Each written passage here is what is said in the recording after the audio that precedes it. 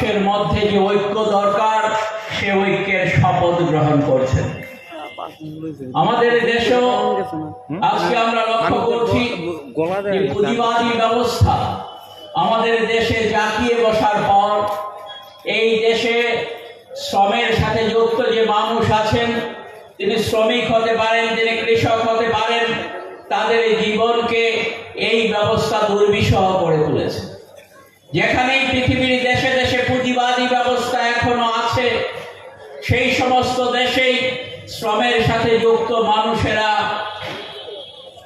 ভালো নেই।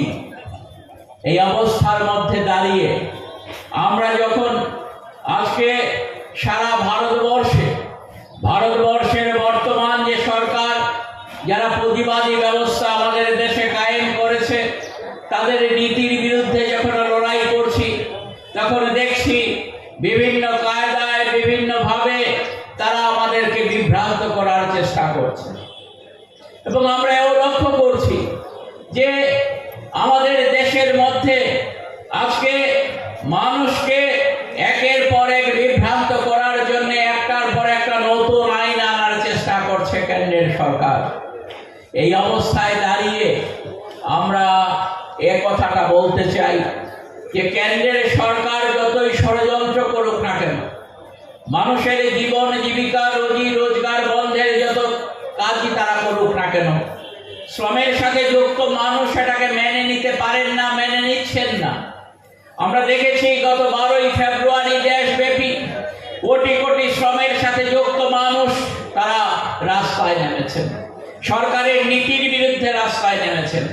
আর তার সাথে যুক্ত হয়েছেন আমাদের দেশে কৃষকরা, আমাদের দেশের খ্যাত মজুররা, আমাদের দেশের ছাত্র যুব নারী সহ যারা সমাজকে ভালোবাসেন সেই সমস্ত মানুষরা এই ধর্মঘটকে সফল করার জন্য রাস্তায় নেমে এসেছিলেন। আজকে গণতান্ত্রিক যে ব্যবস্থা আমাদের দেশে আছে, যে ব্যবস্থা আমাদের দেশে বহু বছর ধরে এখানে কাজ করছে, এই ব্যবস্থাটাকে গলা টিপে মারবার জন্য আজকে প্রয়াস নিয়েছে কেন্দ্রের মোদী সরকার। আমরা দেখছি অবাক বিস্ময়ে গত কয়েকদিন আগে আমাদের দেশের গুজরাটের মুখ্যমন্ত্রী তিনি বলছেন সেখানে পঞ্চায়েত এবং পুর নির্বাচন হতে যাচ্ছে। এই পঞ্চায়েত এবং পুর নির্বাচনে 700-র উপর প্রার্থী বিনা প্রতিদ্বন্দ্বিতায় জয়ী হয়েছেন, তারা হচ্ছেন সবাই বিজেপির প্রার্থী।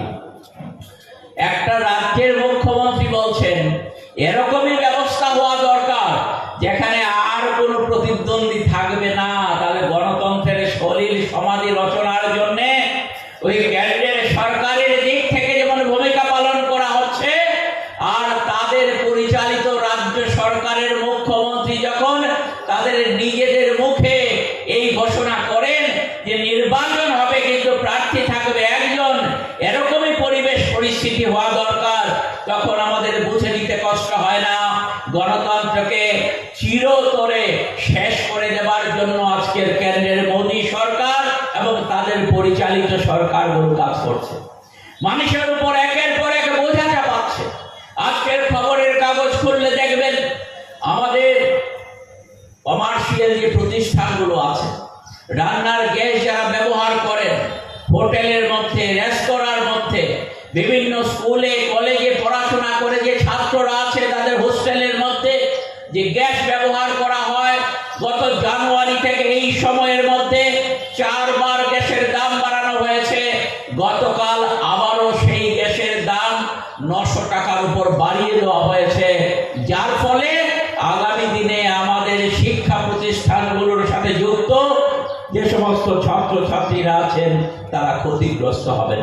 তাহলে এই সমস্ত ব্যবস্থাগুলো যাতে মানুষকে ক্ষিপ্ত করে না তুলে, ওই উত্তর ভারতের 40টির বেশি ক্লাস্টারে লক্ষ লক্ষ শ্রমিক যেখানে রাস্তায় বেরিয়ে এসছেন তাদেরকে দমন করার জন্য আজকে মে দিবস করা যাবে না সেই ঘোষণা দিয়ে তাদের অফিসগুলো, সিআইটির অফিস সেখানে দখল করা হচ্ছে। এই অবস্থায় দাঁড়িয়ে আমরা বলছি কথা, আক্রমণ যতই আসুক পৃথিবীর দেশে দেশে মানুষ এই আক্রমণের বিরুদ্ধে রুখে দাঁড়াবার জন্য প্রতিনিয়ত লড়াই সংগ্রামে আছে। 1700 দশকে, 1800 অষ্টাদশ শতকে আমরা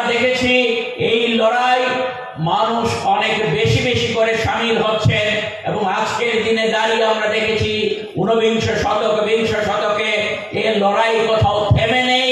কিছু সময়ের জন্য অবদমিত হলো।